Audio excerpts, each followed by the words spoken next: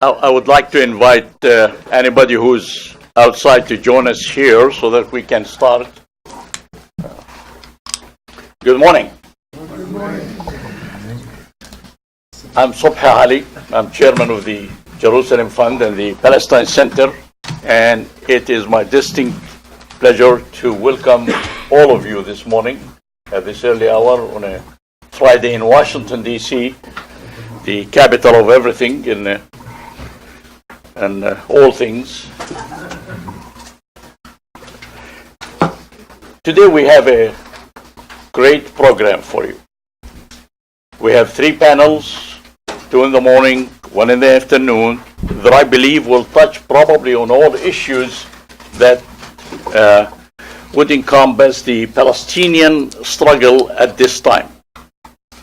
There's no question that I'm not going to go into the ABCs of what's in the Middle East. This is a special time in the Middle East, and I believe that the panels that will focus on Palestine will be most interesting. We have a stellar program. Our program today, of course, comes at the occasion of the 100th anniversary, and in the same month as the Balfour Declaration, with which most probably everybody here is familiar with, so I won't go into any of that. And I will touch on that in my closing remarks this afternoon. But we have 3 panels. The first panel is that of the occupation and Israel's human rights violations. This will be moderated by the Palestine Fund Treasurer, Dr. Eid Mustafa, who is to my extreme right here. And the second panel would be on the policy, media, and the Palestine issue, and will be moderated by the Palestine Center senior scholar, Dr. Edmund Gharib, who's a media specialist. And the third panel this afternoon will encompass Jerusalem, Gaza, and the PDS, and will be moderated by the Palestine Center Committee member, Mr. Saeed Ariqat, who's also in the audience. We will have a 15-minute break between the first and second panel, and at about 12:30 we will have lunch for about 1 hour, at which time everybody can network and mingle and so on, and buy books which are available outside. I assure you that they are most interesting. But before I pass the mic to Dr. Mustafa, I would like just to mention a few ground rules. Please silence your phones. I did mine, those things that play Beethoven and everything else. So that will help. And in the question and answer period after each panel, please keep your questions to 1 per person till everybody have had a chance to ask their questions, and keep them as questions rather than comments or speeches, which we've had sometimes, and I know that nobody here is going to do that today.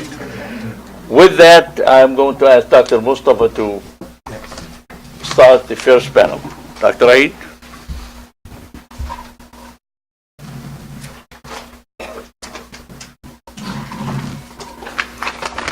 I also would like to welcome each and every one of you to this special day for us, and it's my pleasure to moderate this session.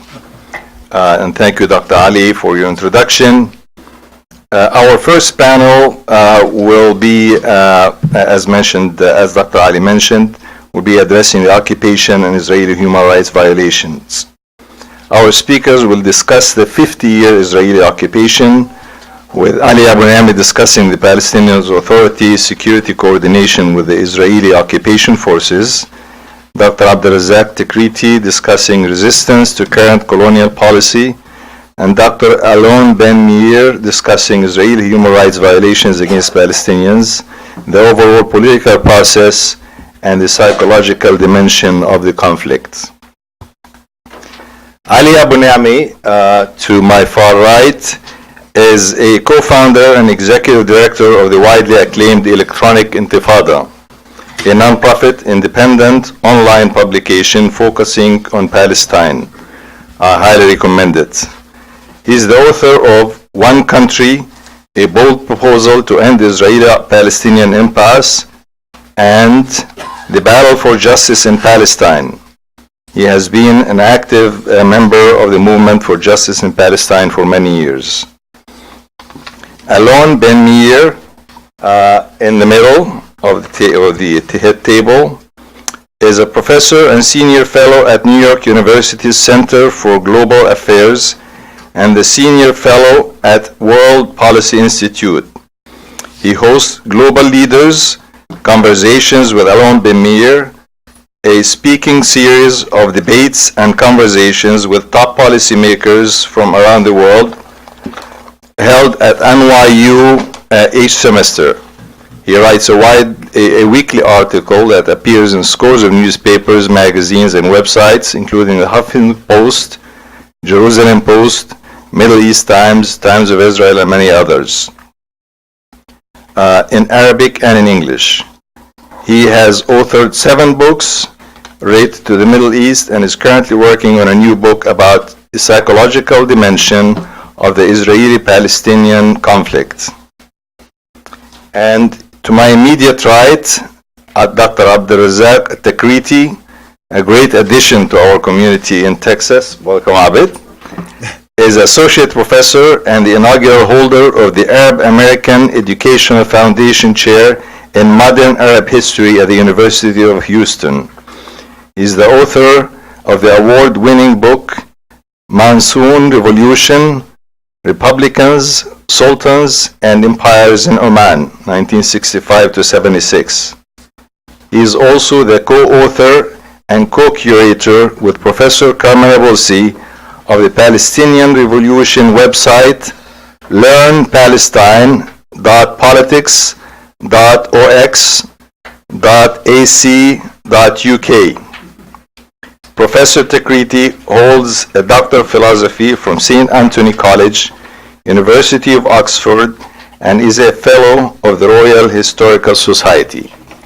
Please help me welcome our speakers.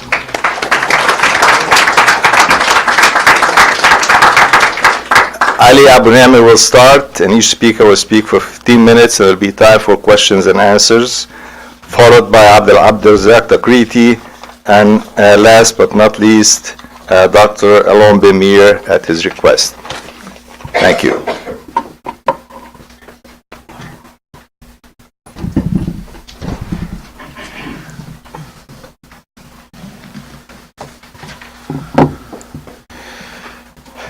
Thank you, Dr. Eid and Dr. Ali, and thank you to the Palestine Center for having me back. It's always a pleasure to be among friends, as many of you are, and also to see some new faces who I hope will find our comments beneficial.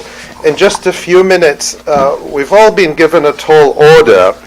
The question that I was asked to discuss is about, or the broad theme is, the occupation in Israel's human rights violations, with a particular focus on the Palestinian Authority. And what I thought I might want to do is step back really to look at those questions critically. I think that the framing of the question, the occupation and Israel's human rights violations, contains some assumptions that are very, very common in all of our discussions about Palestine going back many decades, which is that Israel's human rights violations, which of course are legion and very well documented, and most will be familiar, are a thing which somehow exists separate from Israel and which can be addressed and remedied separate from Israel itself. And there's a whole industry to do that. There are many human rights organizations, Palestinian, Israeli, international, which exist to do that. And don't misunderstand what I'm saying. They do critically important work documenting these abuses.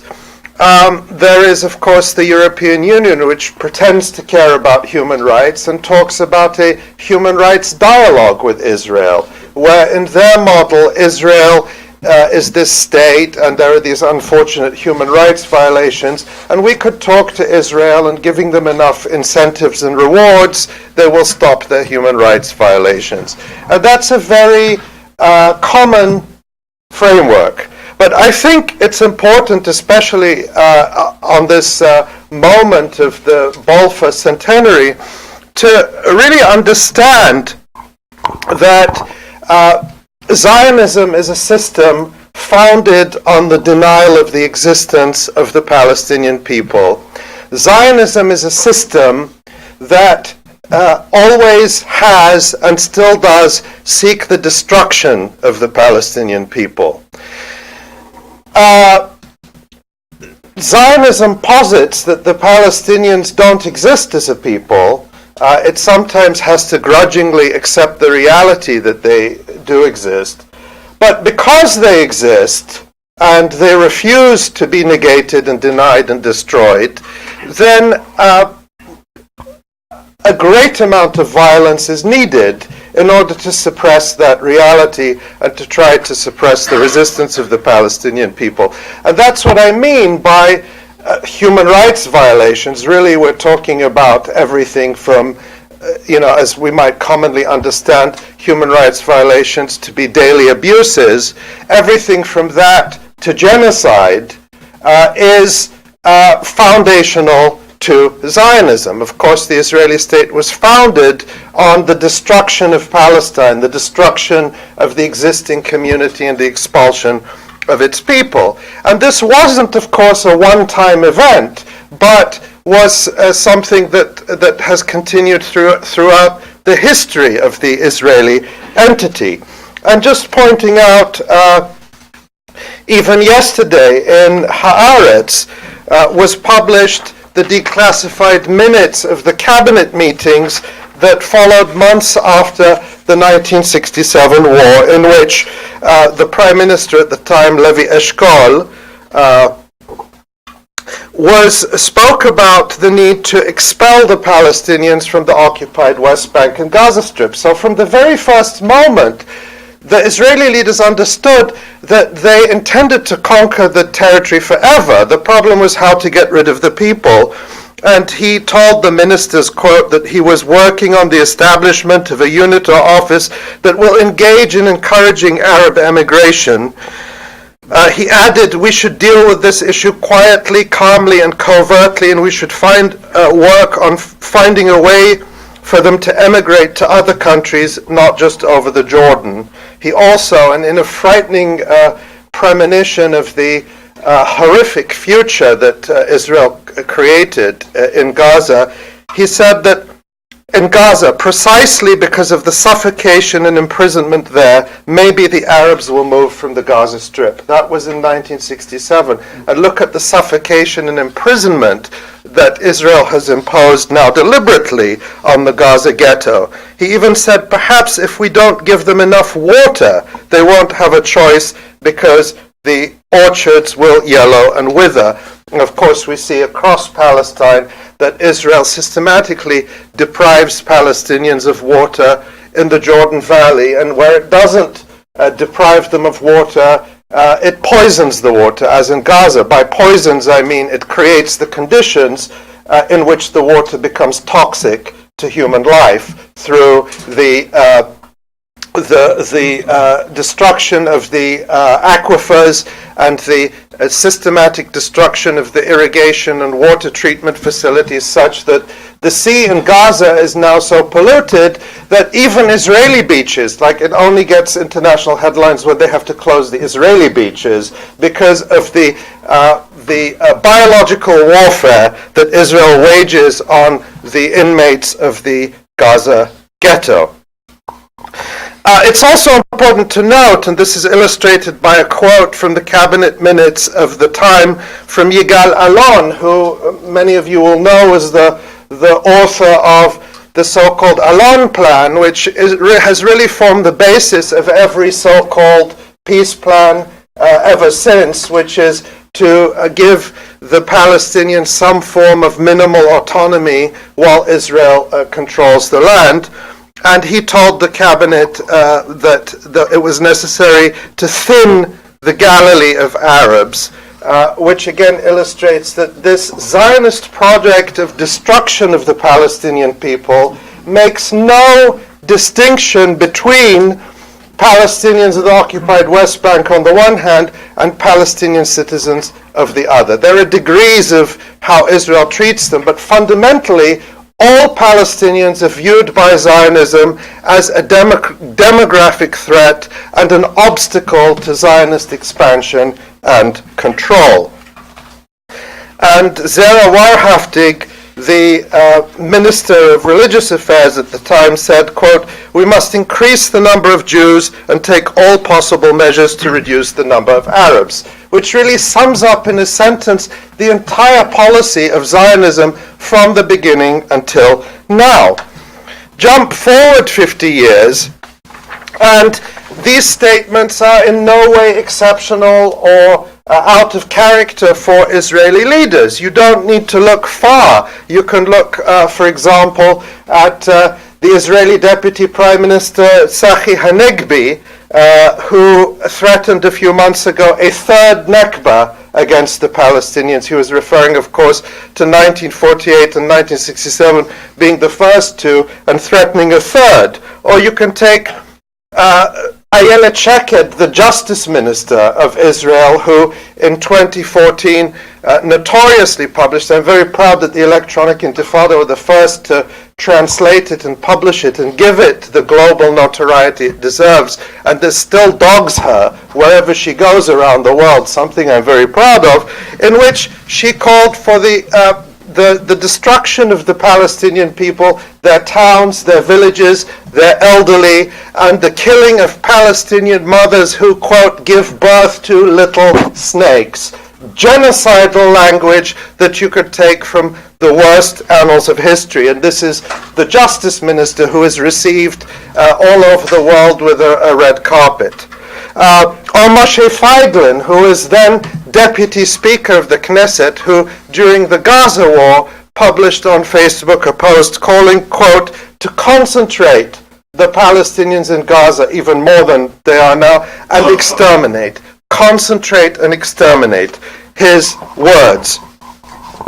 You also don't need to go very far to see that the Israeli government, and we're not talking about minor figures, but from the Prime Minister on down, have absolutely no interest whatsoever in the so-called two-state solution. Their goal remains consistent with the foundational goal of Zionism, which is to conquer the land without the people. And if the people can't be gotten rid of physically, then they must be gotten rid of politically by denying them rights, denying them civil rights, in a system that is totalitarian as far as the Palestinians are concerned. It affects not just Palestinians in the West Bank and Gaza or in present-day Israel, but all Palestinian refugees as well, who are denied the right to return to their country solely on the racist basis that they are not Jews.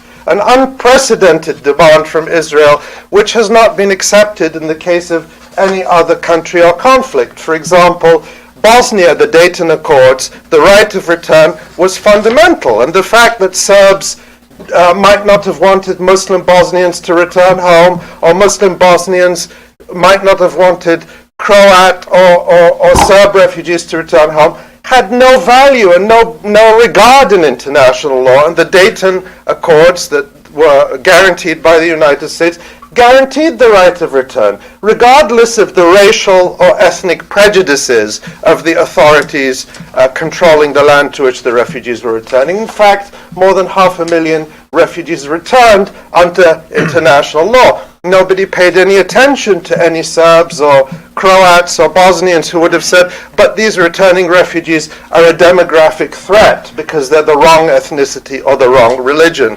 This right to be racist is one which is foundational to Zionism. It cannot be separated from Zionism as a human rights abuse that is somehow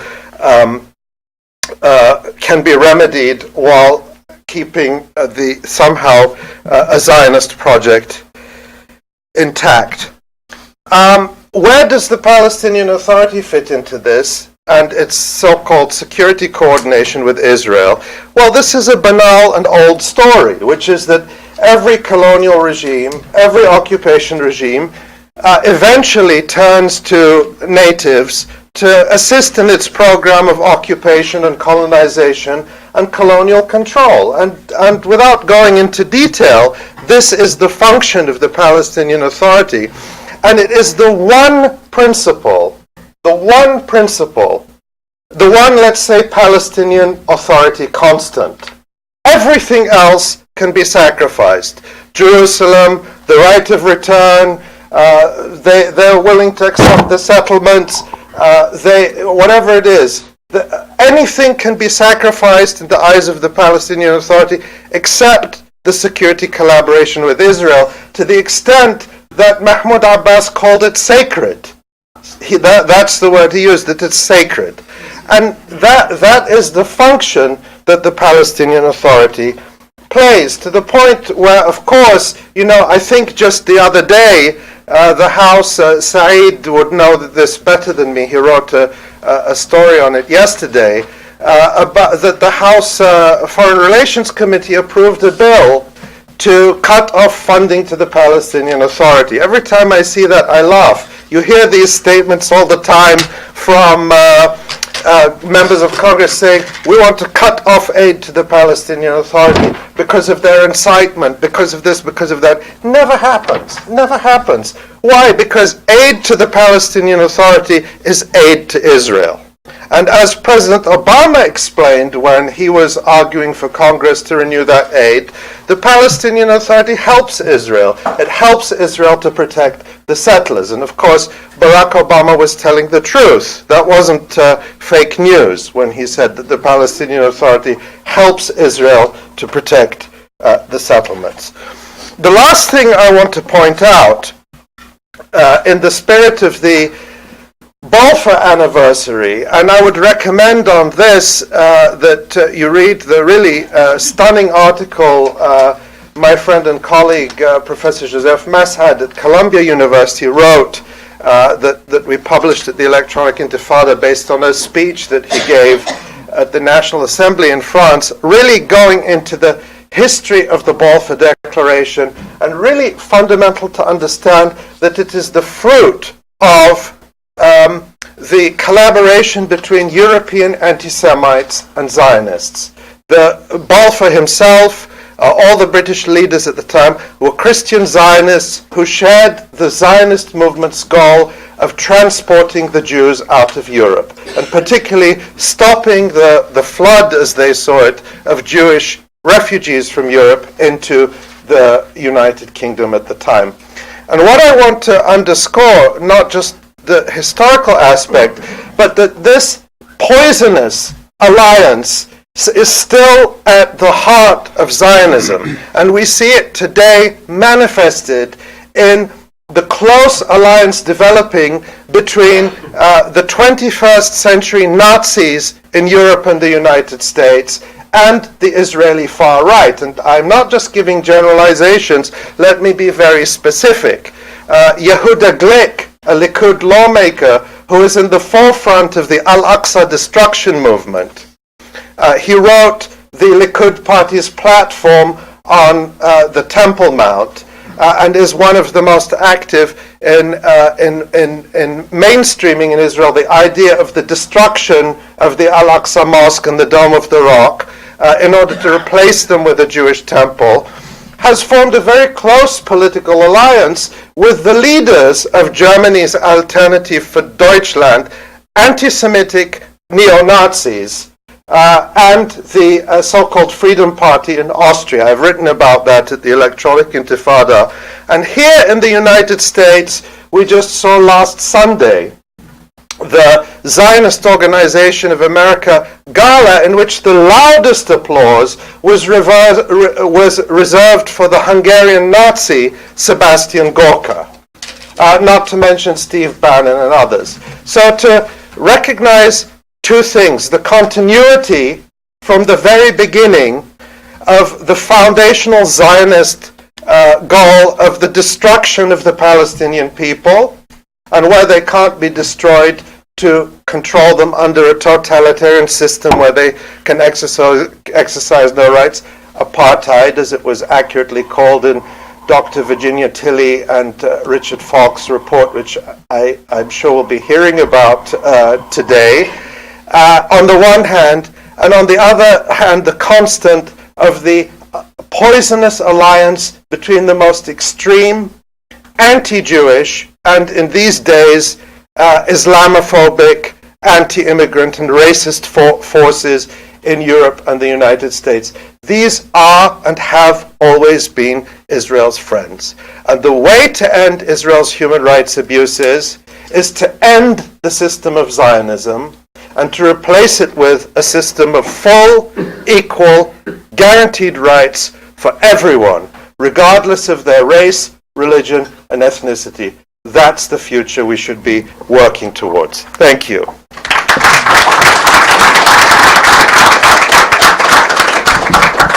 Dr. Abdel Razza. Thank you, Ali, and thank you, Dr. Eid, and thanks to the organizers of this wonderful event. I was actually hoping to speak last, not because I think the last word belongs to me, but because I want you to think about the future along Palestinian lines. And so even though I'm in the middle, I hope that you will bear in mind that we always have to go back to the original point, which is what is the way forward and how can Palestinians take things forward. And I think to go towards that goal, we have to step back in history and understand what Balfour was about. And I'm very grateful that Ali ended on a Balfour note, because it's not a small deal that we're living now, the 100th anniversary of this incredible colonial crime. One of the things that strikes me about Balfour is not just how it was conceived and why it was conceived. All these debates, was it the Christian Zionists that were behind it, or was it British imperial interest? Those debates, matter, but there's something much more interesting, which is why the policy was never reversed.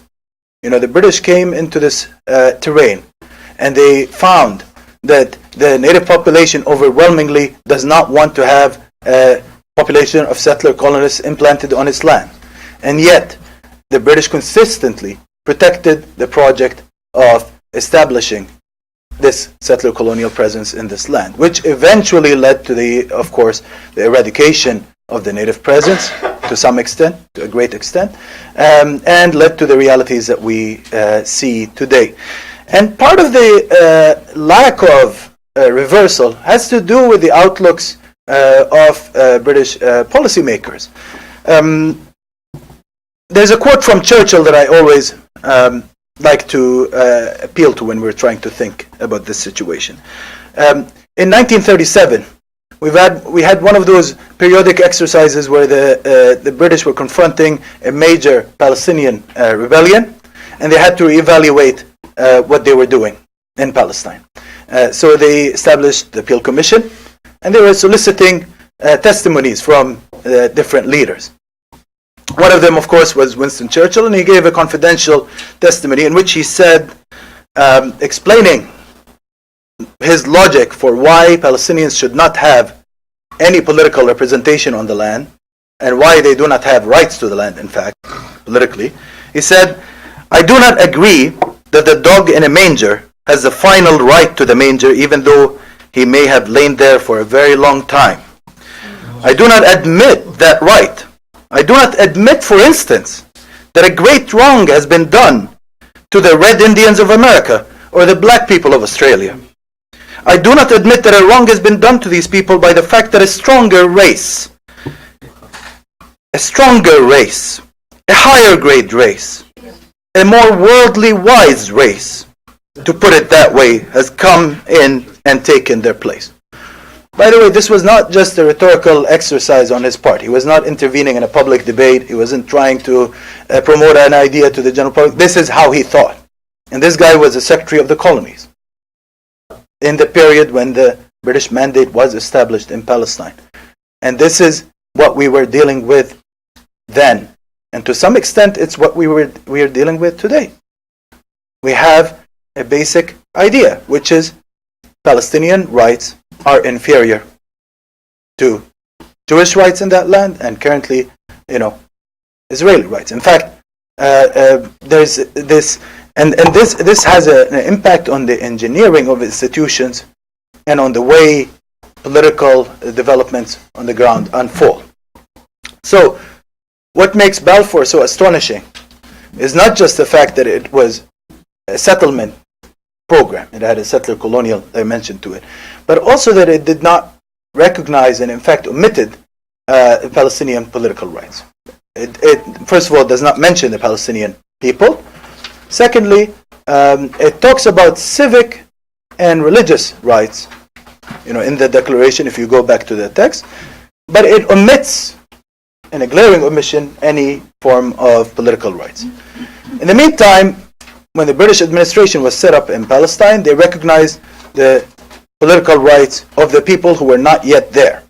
Already, the Jews in Europe had political rights there by virtue of the British government recognizing the Jewish National Fund, the Jewish organization at the time, as the Jewish agency, as the representative of that population that was going to settle the land. Now, why is this relevant to the present? It's relevant to the present because the Palestinians, since that moment, have been trying to establish their own political representation and their own political bodies that could fight this. In the mandate period, they established several Palestinian national congresses. This is how it started. You had, the first Congress and the second Congress and up to the seventh.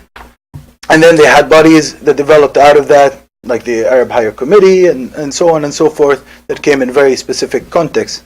And the British were trying to thwart this effort throughout. And in the Peel Commission report, we see why they were thwarting this effort.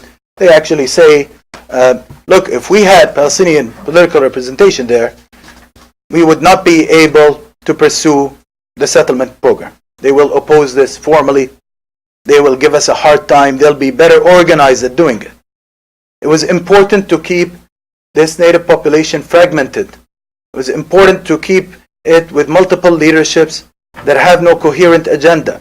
It was important to get some of those leaderships to be involved in containment policies and so on and so forth. And throughout the mandate we saw that. You'd have the part of the Palestinian people rebelling, the majority, and then some leaders behind closed doors trying to quiet things down or trying to reach miserable little deals with this project that's out there to destroy them. And the logic was always the same. Well, if we don't reach a deal now, then we won't get anything. It's better to get something, and in the meantime, the project continues. And this grinding machine that is almost unstoppable in its force, because it's a very focused force. Saying, we've got this small piece of land, we're going to take it over. And we'll do everything that's possible to remove this tiny little people that's on it. This tiny little people that, just like the so-called Red Indians of the Americas, just like the so-called Black Australians, need to be removed. And what does this mean now? Let's think about it. When Palestinians were expelled eventually as a result of this Balfour policy in 1948, they were in the worst position possible when it comes to their presence on the land, because a lot of them were no longer on the land. But politically, they had some opening to be able to start thinking about how to organize themselves. They no longer had the British on top of them. they had now different realities to deal with. They had the reality of being dispersed among several Arab states, all of which, for their own reasons, were hostile to the idea of Palestinians organizing and having independent organizational capacities. And that's why we didn't see, between 1948 and 1964, we didn't see an official Palestinian body representing the Palestinian people. There was Hukumat Palestine, the All Palestine government, but it was basically restricted to one office in Cairo and did not have adequate recognition from the Arab states.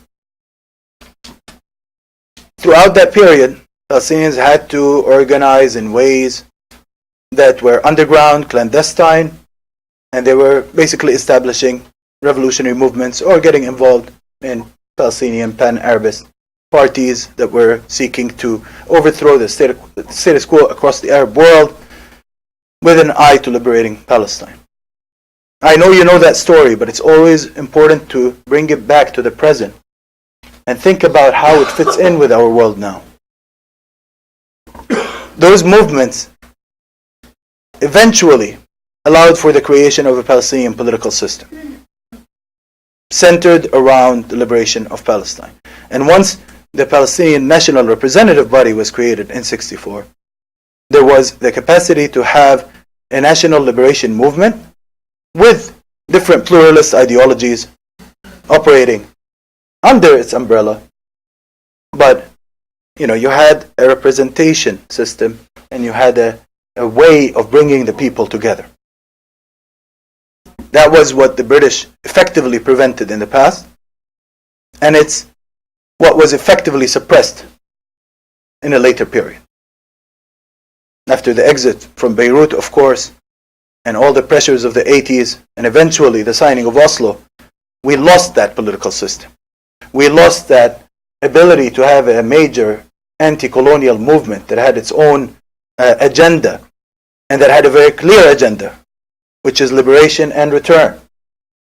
It was not an agenda of building a state. Some people, now some historians, they write in their books, it was a search for a state. Not true. It was not a search for a state, that period.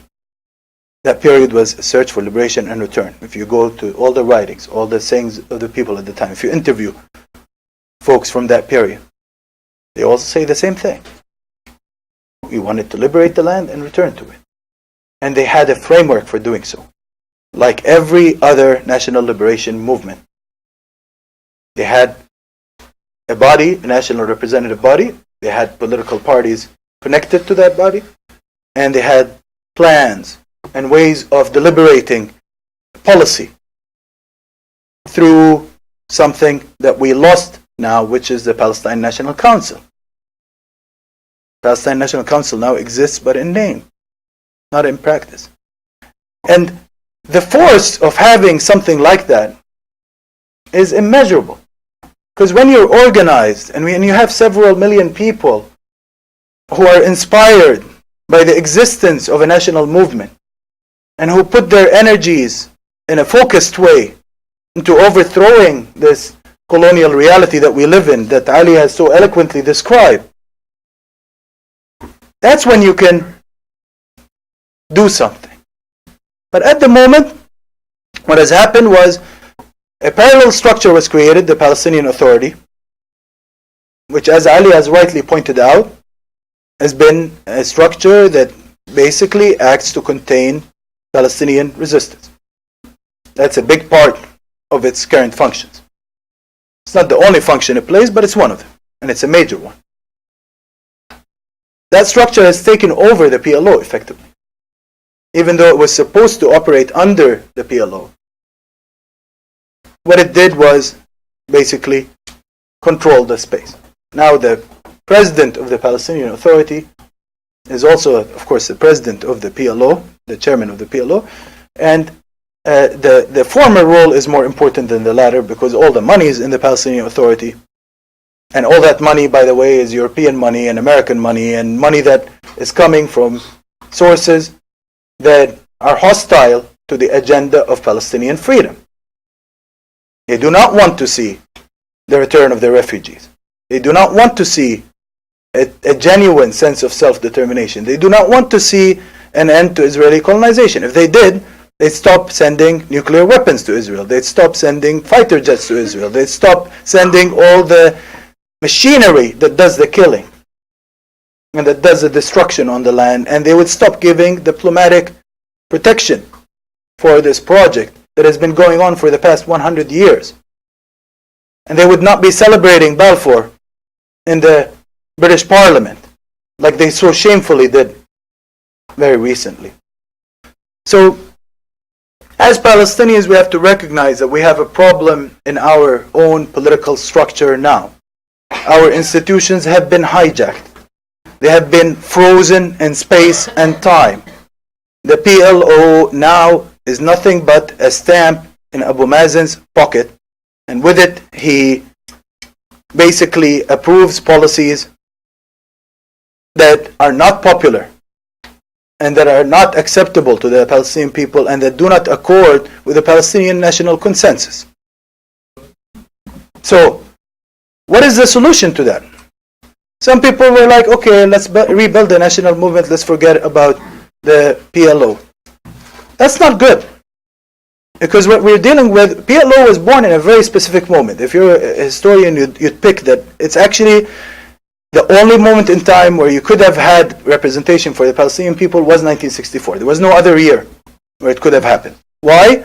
Because you had Jamal Abdel Nasser there, and he put his full weight behind the idea of establishing Palestinian representation. Now, first of all, you don't have leadership in the Arab world that's going to back this.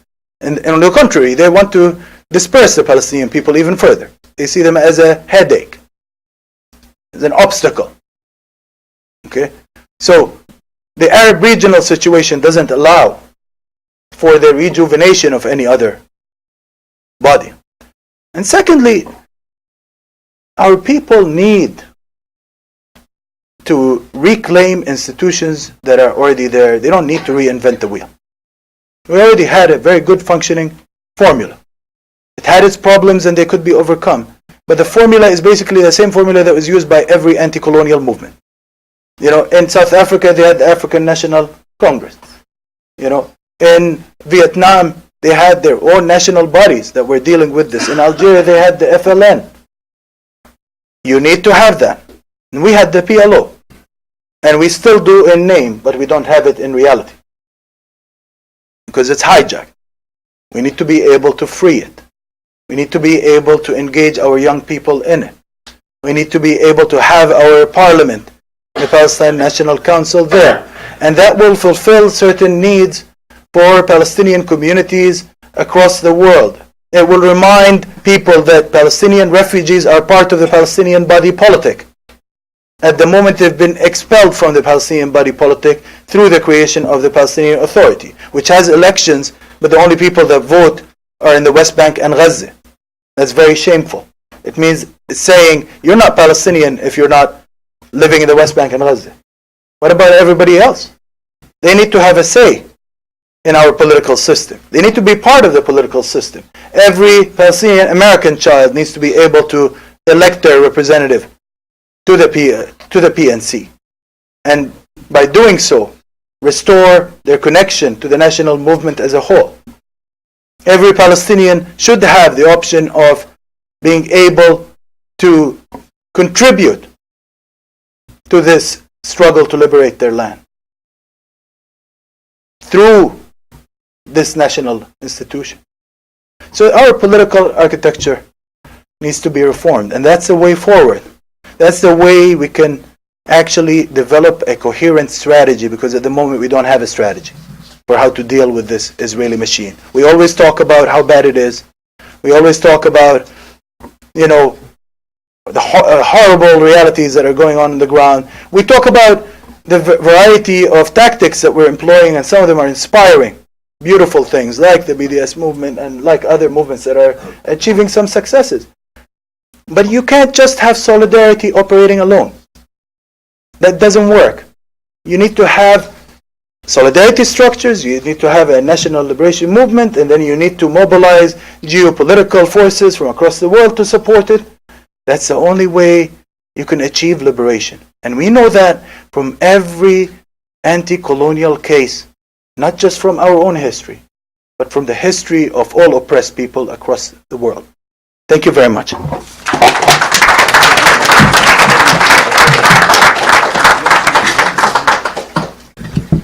Right, please.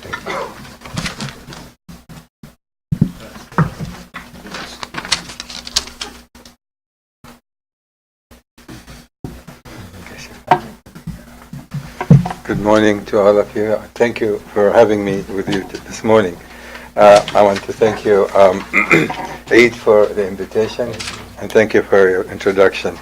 You know, I will deviate somewhat from what's been said before, but I want to state from the very outset that I have been and continue to be supporter and have fought for nearly 30 years for the establishment of independent Palestinian state.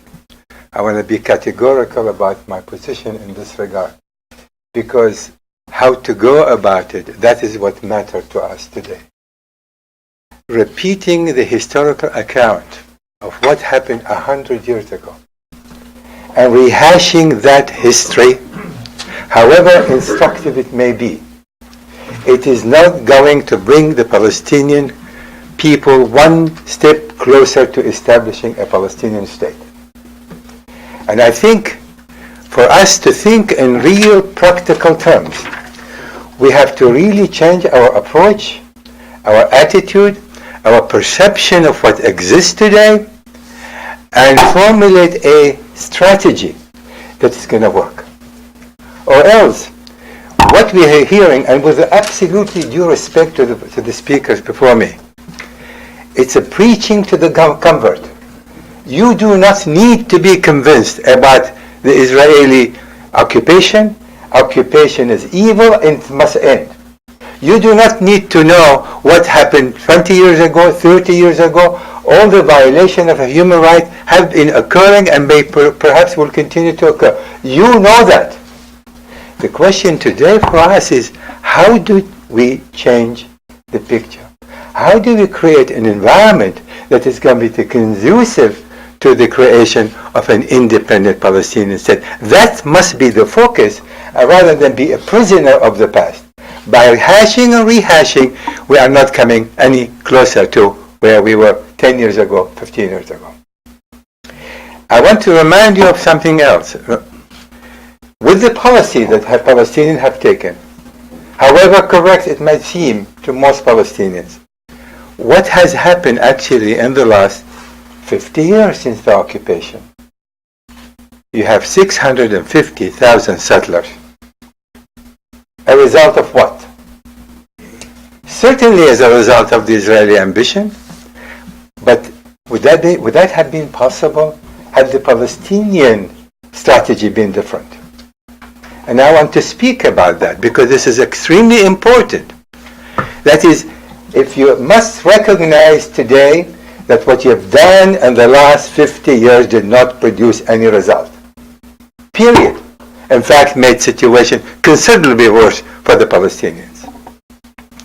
So what we have to understand here that the policy of resistance did not work, and it's not working. And reaching out to the world, to the United States, to the European community, and trying to convince them about the cause of the Palestinian, however correct and right it is, it has not produced any result. And I must tell you, no matter what you try to do, as far as the international community is concerned, you are not going to realize a significant change in the attitude of the United States, in the attitude of most of European countries, because this is the position they have taken. Israel has been getting that support for the last 70 years. And I don't think that's going to change in any dramatic way, no matter what you do, unless you change your own strategy. The second point I want to make is that you refer to Israel as if it was one single unit, monolithic society.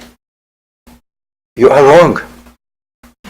There are 14 different political parties. The current government is center and right of center. Netanyahu and his government are against the establishment of a Palestinian state. Period. But to ignore the left, and left of center, it's a terrible mistake. And I must tell you, if you want to change the dynamics, don't talk about the evils of this current government. There is a lot of evil things that are doing. You need to reach out to the left, to the center and left of the Israelis. I must tell you today, I've just been there, I go there for scores of times a year. You have community in Israel.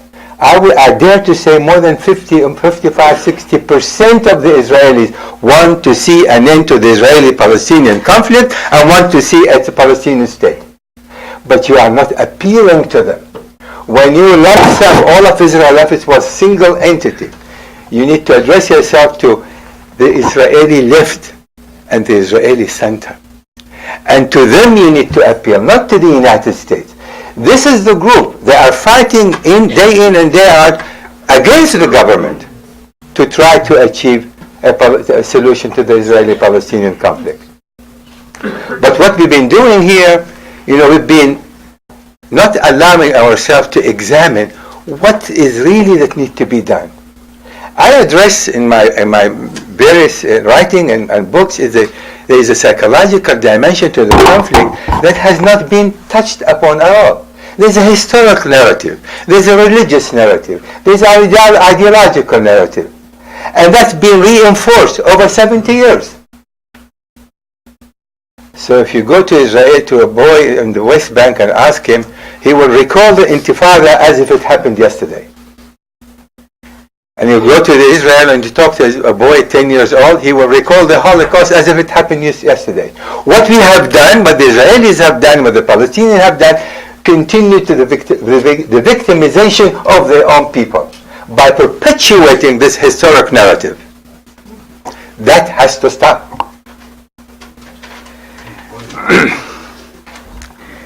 The second thing we need to understand is the acceptance of coexistence. I must tell you, we can talk, many Israelis can talk, we want all of the land. Some Palestinians, like Hamas and others, we have to admit that also would like to see this destruction of the state of Israel. But both sides must recognize that coexistence is not one of many options, it's the only option. And to suggest that the Israelis will someday be able to chase out all Palestinians from the West Bank and Gaza is completely baseless assumption. You know why? Look at the demographic growth. In 1948, there were only 170,000 Palestinians living in Israel proper. Today, there are now 1,800,000. That is 10 times. The Palestinian community grew between 6 and 7 to 10 times in the West Bank and Gaza and in Israel proper. There is no way any Israeli government today or in the future to be able to chase the Palestinians. They realize one thing. Coexistence is a reality. They cannot change, and it will not change. And they'll have to accept it. The question is, how do they want to coexist? Do they want to kill each other for another 70 years? Or do they want to create a formula whereby they can live peacefully with one another? That is the choice. It is a choice for the Palestinians, and it is a choice for the Israelis. And I maintain that neither side want to live under these present conditions for another 70 years.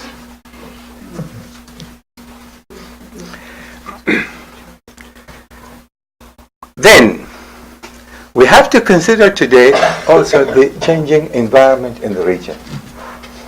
I believe that Abdel Razza mentioned this point. The changing environment today in the Middle East, and I'm talking primarily about the Arab states. You take the Gulf states led by Saudi Arabia, Egypt, Jordan. Their focus today is on Iran. From their perspective, the threat to the Arab world today comes from Iran. The Palestinian-Israeli conflict is put back on the back burner.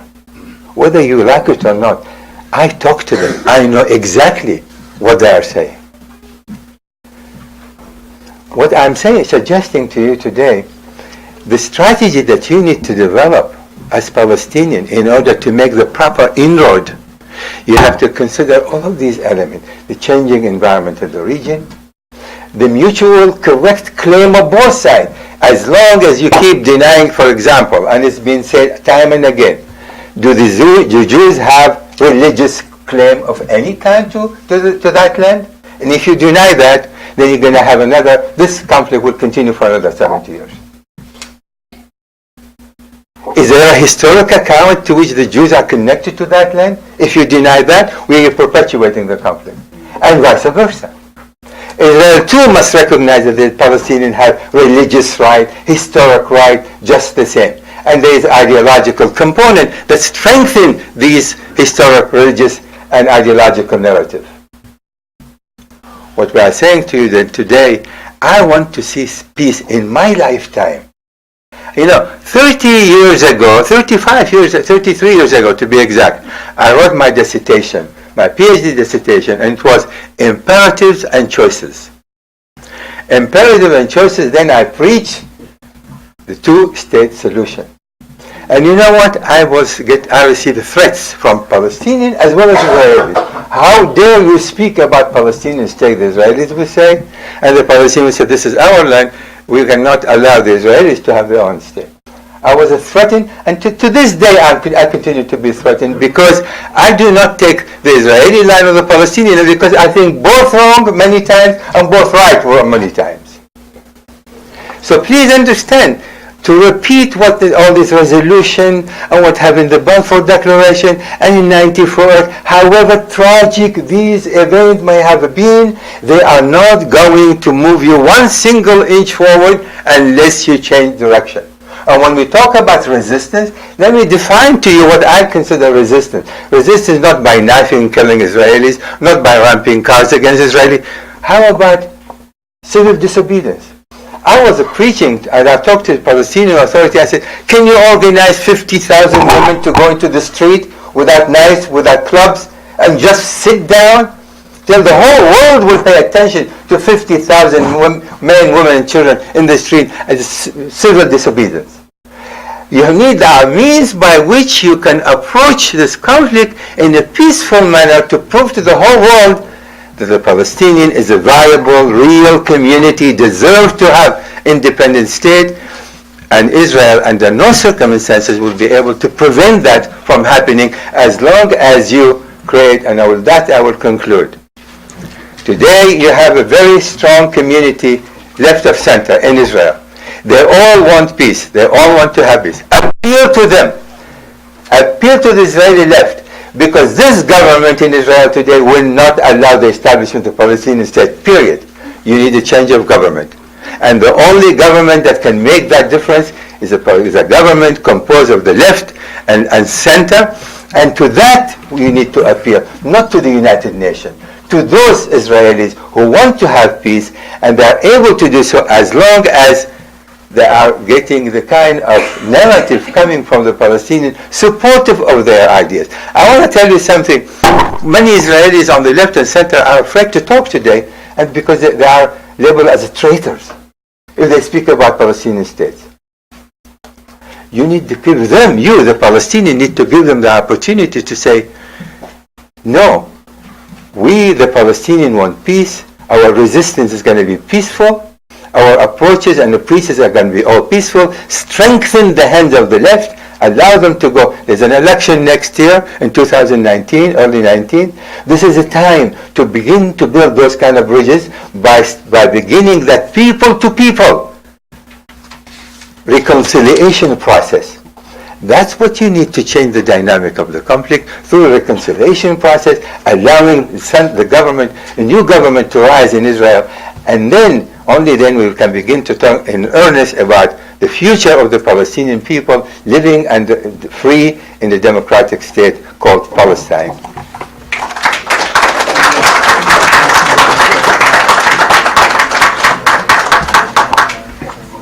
Thank you, Dr. Ben-Meir. He asked to be the last speaker, and I can see why.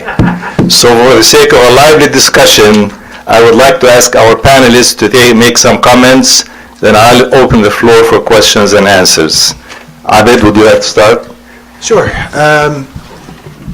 I mean, with all due respect to Dr. Alon, this is why I did not want you to speak last. This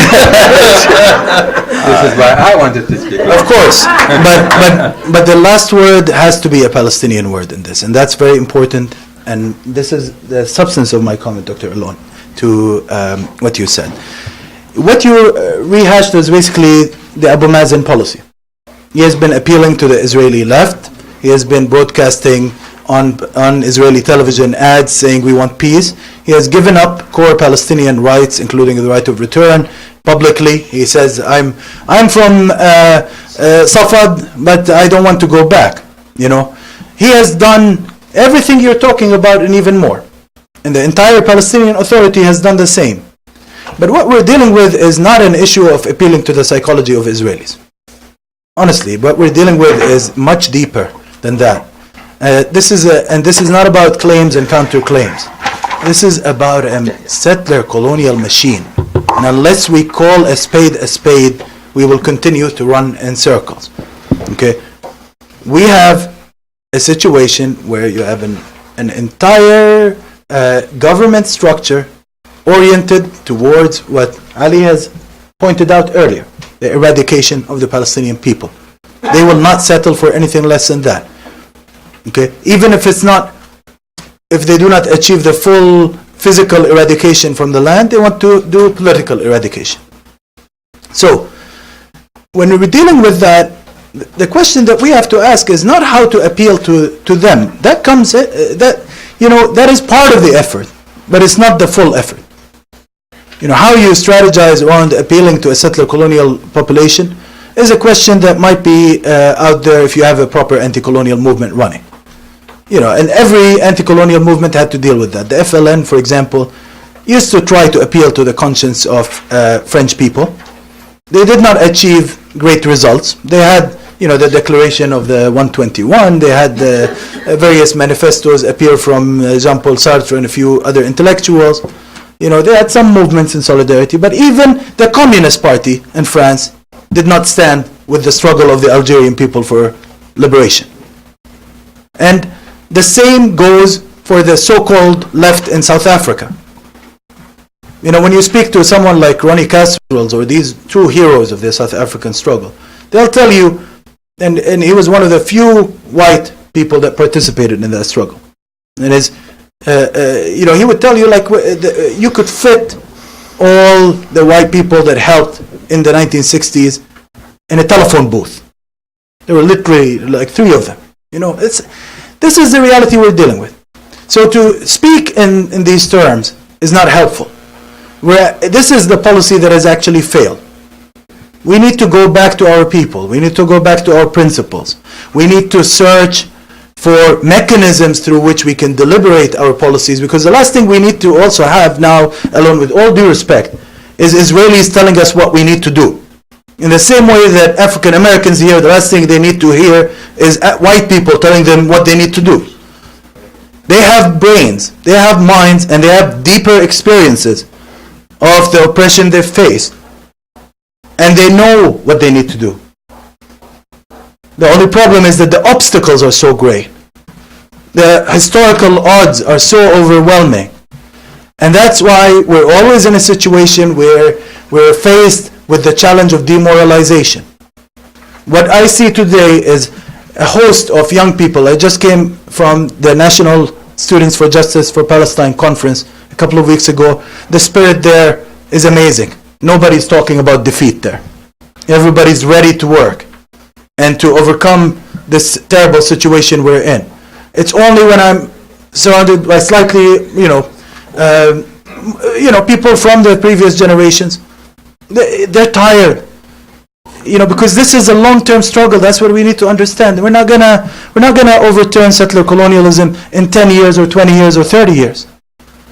It takes a long time. So we need to keep the spirit up, and we need to support our young people now and start opening avenues for them for participation in our struggle, not try to shut it down by saying the only avenue available for you is to try to appeal to the Israeli left and say that you don't have any claims to broader Palestinian rights, like the right of return and others. Thank you very much. Thank you. Ali? Thank you. Sorry. I mean, what we heard from the gentleman to my left is a rehearsal of the same talking points we've been hearing from the so-called Israeli peace camp for as long as I remember, going back to the 1980s. And it's based on a number of myths, fabrications, and omissions. I mean, we've been hearing since the time of Peres, give this Israeli peace camp a chance and support them and they want peace. It was the Israeli left that built the settlements and built the occupation. And who will be the prime minister in the very unlikely event that this so-called Israeli center-left wins the election? Presumably, let's say, Avi Gabay, the head of the what's left of the Israeli Labour Party. Avi Gabay is a man who in the past few weeks has declared that the settlements are the beautiful face of Zionism. This is your Israeli peace camp. Avi Gabay has declared that he will never allow Arab parties into his government. This is your Israeli left that wants peace for the Palestinians. I mean, it was very offensive and really blood-curdling to listen to being lectured about civil disobedience. Palestinians have been engaged in civil disobedience from hunger strikes. As now, prisoners are on hunger strike in the brutal dungeons of this racist apartheid state. The most basic form of civil disobedience. Do you see international headlines about the hunger strikers? Is anyone paying attention to them? In the summer we saw the brave, courageous civil disobedience of the people of Jerusalem that this racist colonial occupier is trying to replace. They went into the streets for 2 weeks with their hands, and the occupier responded with lethal force, killing them. They killed Palestinians for protesting against the effort to further take over the Al-Aqsa Mosque and to impose on it the kind of restrictions and divisions as the occupier has done in Hebron after the massacre by the American Jewish settler Baruch Goldstein. So this is your Israeli peace camp. Now let's talk about civil disobedience. The most promising manifestation of global civil disobedience in the past decade has been the boycott, divestment, and sanctions movement, which is a non-violent movement modeled on the struggle that helped to end apartheid in South Africa, which comes from the tradition of boycotts and civil disobedience of this country's civil rights movement. And every student in this country is taught about the civil rights movement as something to look up to. Boycotts are still going on in this country when Mississippi or Alabama or Indiana passes restrictions against trans people or the so-called religious freedom laws that actually, companies say, we're not going to go to Alabama, we're not going to go to Mississippi, we're not going to go to North Carolina. Nobody says that that kind of boycott is a call for the destruction of North Carolina or the destruction of Mississippi. Does anyone describe Martin Luther King calling for the destruction of Georgia because he demanded full and equal rights for all people there? So anyone who is serious about civil disobedience, who is not just lecturing in a patronizing and racist way to the Palestinians, would declare here and now their full, wholehearted support for the boycott, divestment, and sanctions movement.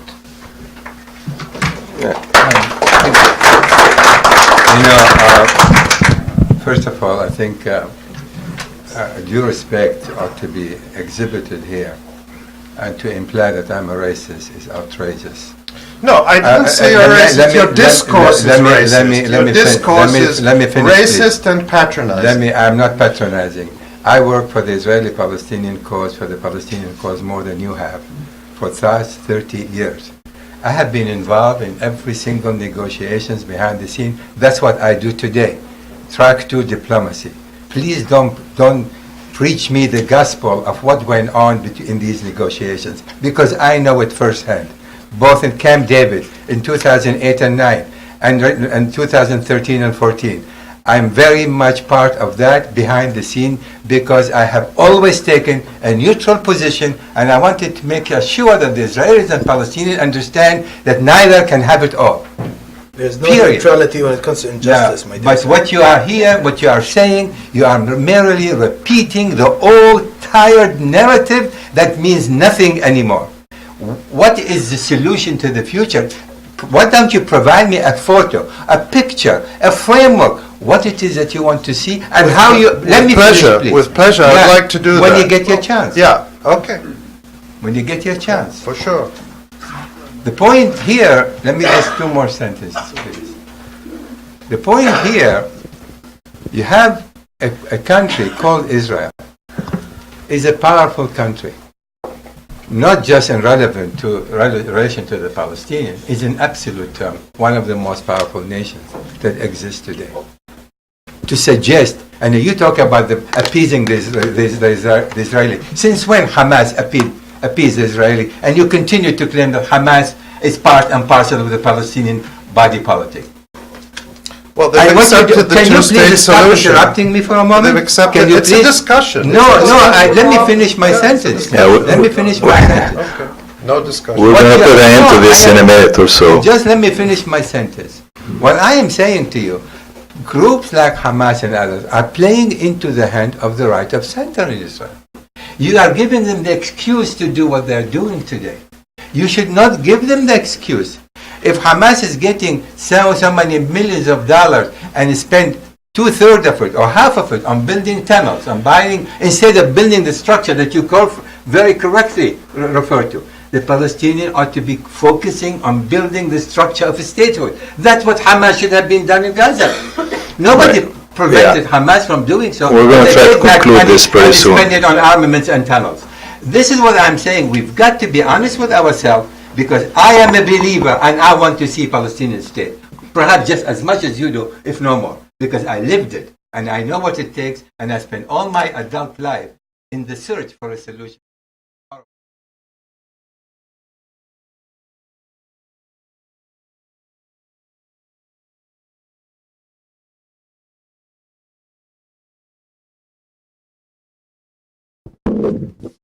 Thank you very much. I'm Benjamin Tour, retired diplomat. I would have been disappointed if the panelists had all agreed with each other. Good. You want action, you come right here.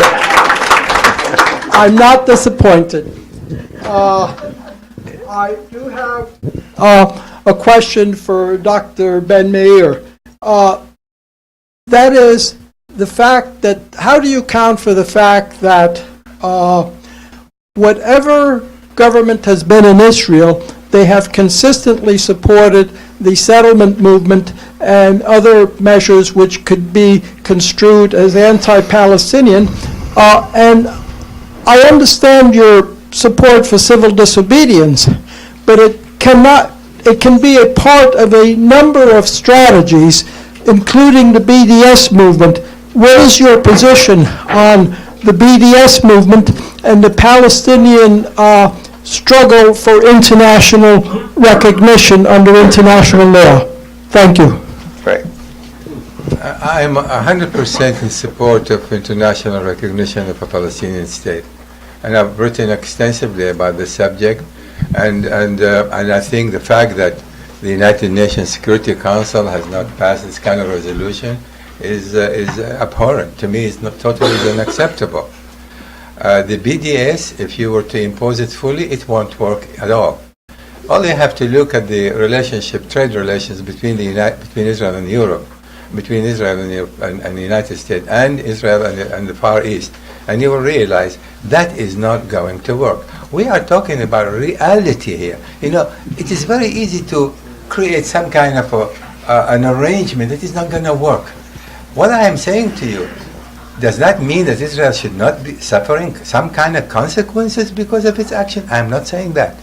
What I am saying is that the Palestinians have the right to statehood. The question is what kind of strategy you need to pursue in order to realize that goal. That's where I'm coming from. I'm not against anything else other than I want to see that happen.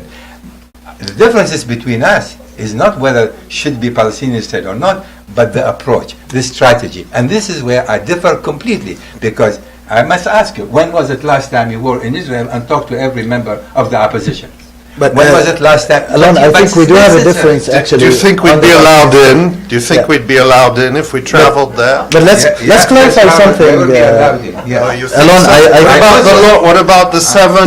What about the 7 French politicians who were barred from entering on Monday because of their political positions and because of their solidarity with the Palestinian people? I mean, you have to stop promoting this myth that this entity is a democracy or wants peace. No. The time for these myths are over. These old myths that falsely portray the situation as just a disagreement between equals who have, they have their views and they have. No, there is a colonial settler state, as Abed pointed out, and it needs to be reversed. I noticed you didn't answer the question about BDS, because you were asked whether you supported it, and your answer was it won't work. So you shifted to, well, it won't work, it's not practical, which is a clever way to avoid having to say I'm against it, which I suspect you are. You are wrong. Well, okay, all right. So of course, the claim it won't work is always the claim that is made by settler colonial states, as it was with apartheid South Africa. We were told it won't work. All it will do is push the whites into a more defensive position, into the Lager mentality. And, I would also point you to the report, the leaked report, which the Electronic Intifada published in April from the Reut Institute and the ADL, which was endorsed by the Israeli government. It carried the endorsement of Sima Vaknin-Gil, the head of the Director General of the so-called Ministry of Strategic Affairs, which has been given a $40 million budget to fight the BDS movement. And that report said that despite the 20-fold increase in spending over the past 6 years by Israel and its lobby groups around the world in trying to defeat the BDS movement, it acknowledged, and I quote from the report, the impressive growth and significant successes of this movement. So I'm happy to report that the Israeli government sees the BDS movement as growing, that it also points out that in addition to the visible aspects of the BDS movement, Israel is facing what it calls a growing silent boycott. Basically what this means is that the Israeli brand is tarnished. Despite the efforts to sell this racist entity as innovative and green technology and loving of LGBT rights, the world gets it. The world, people understand, and they understand that Israel is a bad brand on that level, and they're staying away from it in droves. And no effort by Israel to deflect attention from the reality that it rules over millions of Palestinians who are deprived of the right to life. The right to life. What do I mean by that? Is that any Palestinian can be killed with total impunity. With total impunity, it happens. There was, in the past 30 years, one Israeli soldier who was convicted for the unlawful killing of a Palestinian, and that was Elor Azaria, the medic, someone who's supposed to be saving lives, who executed an injured Palestinian and became a national hero. And they cried for him, and they played violins, and they had all these public manifestations. He was given a sentence of 18 months, and he didn't even serve it. And that was an exceptional case. In every other case, Palestinians are killed with impunity. Their land is stolen with impunity.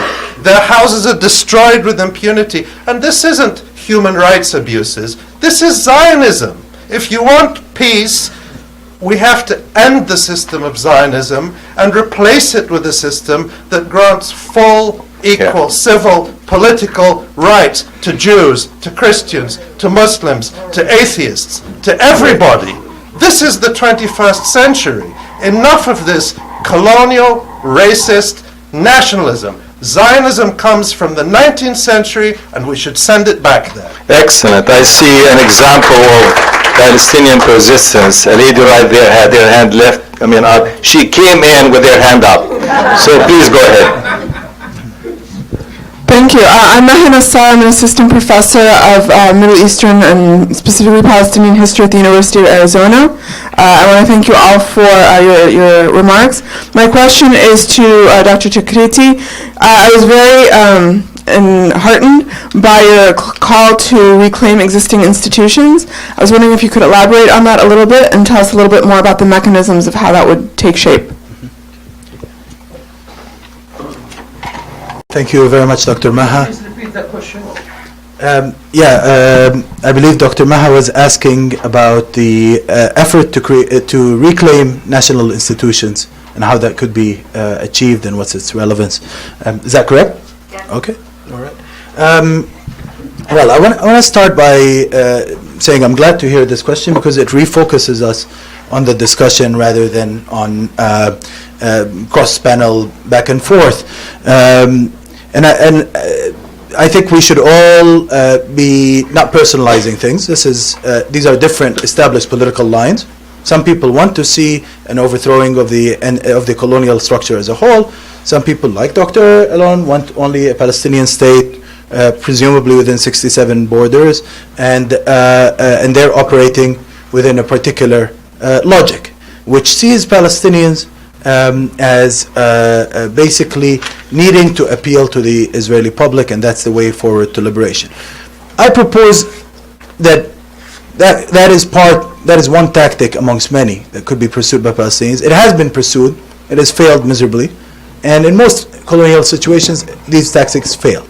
The real bigger question is the one that Dr. Maha was asking, which is what is the way for people to organize themselves, to have a path forward, to be able to have their entire national capacities mobilized in one direction, the direction of freedom.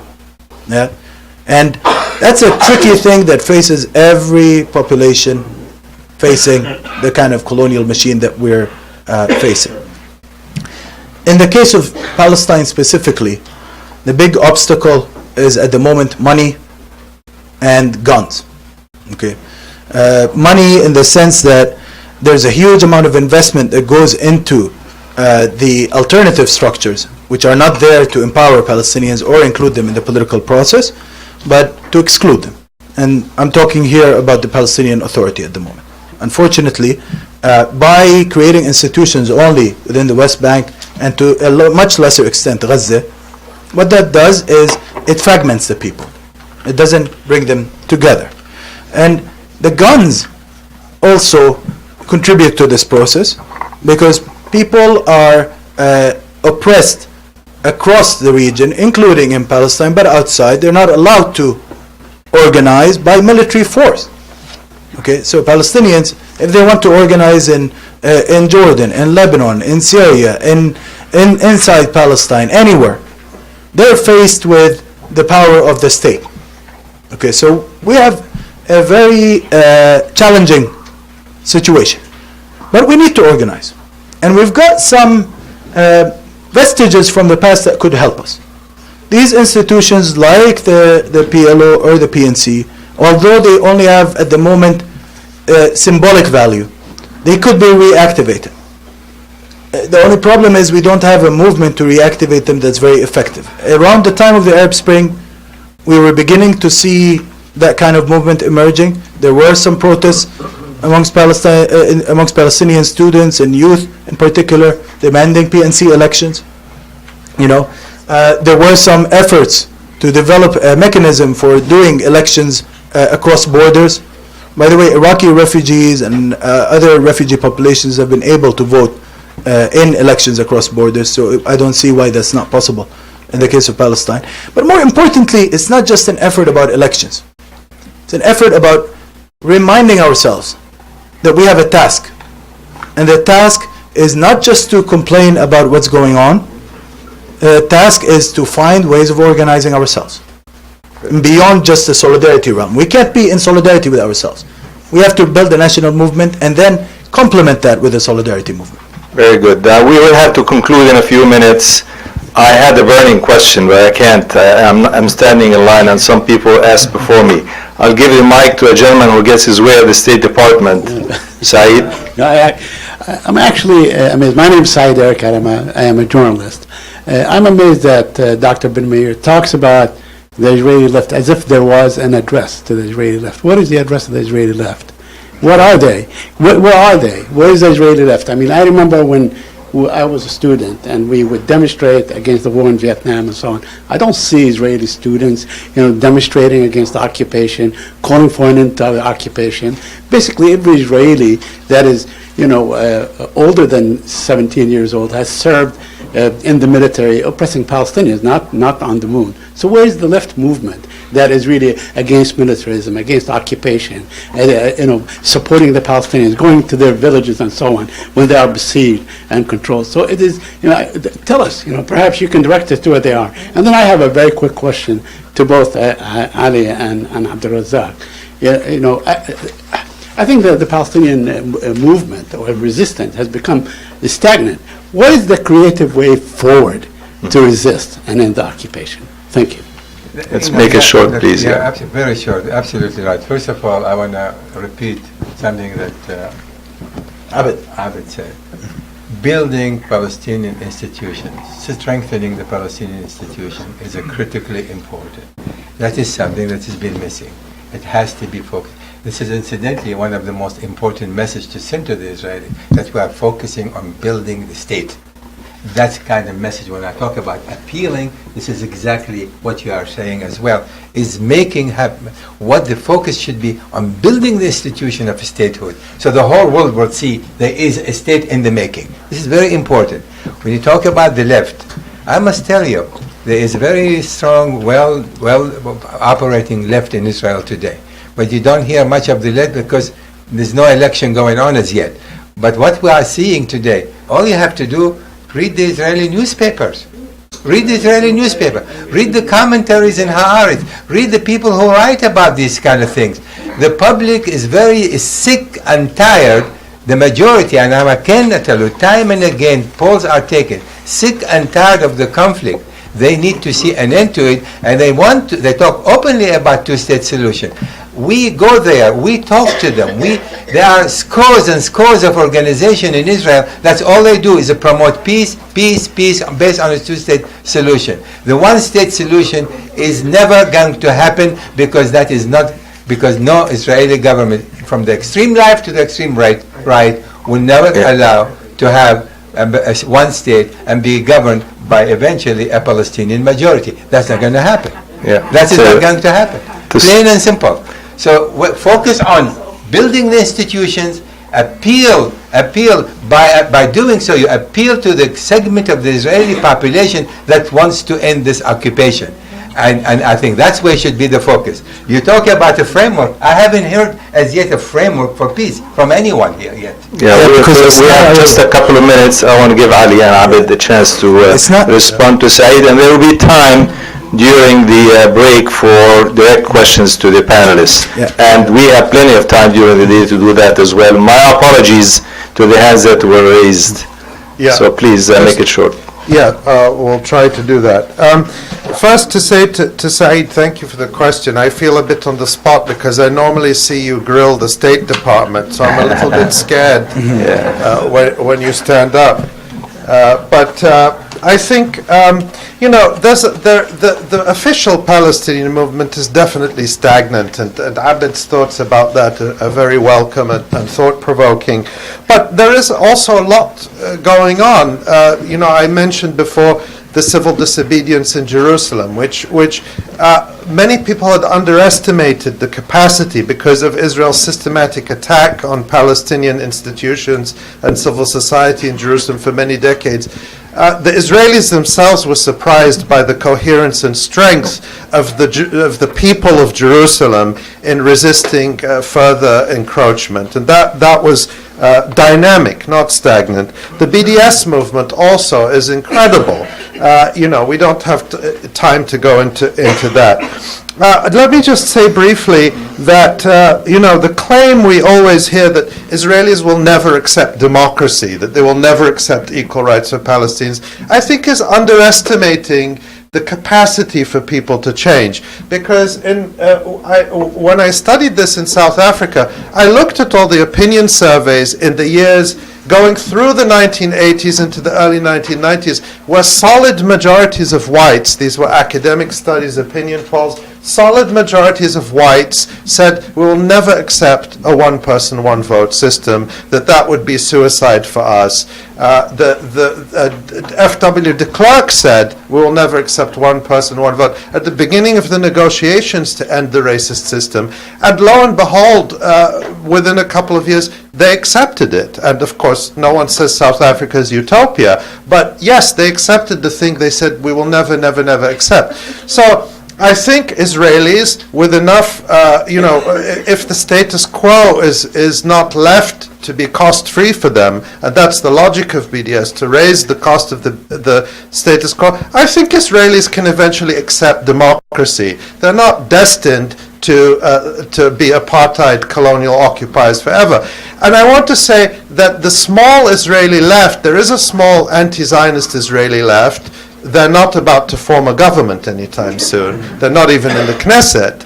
But what this Israeli left should do, and I think we have to be very clear since we've been lectured on what Palestinians should do, I think that Dr. Alon should go to Israel and tell this so-called Israeli left, he assures us exists, that they should be very clear in renouncing Jewish colonial privilege, renouncing the racist laws that say Palestinians cannot return home solely because they're not Jews.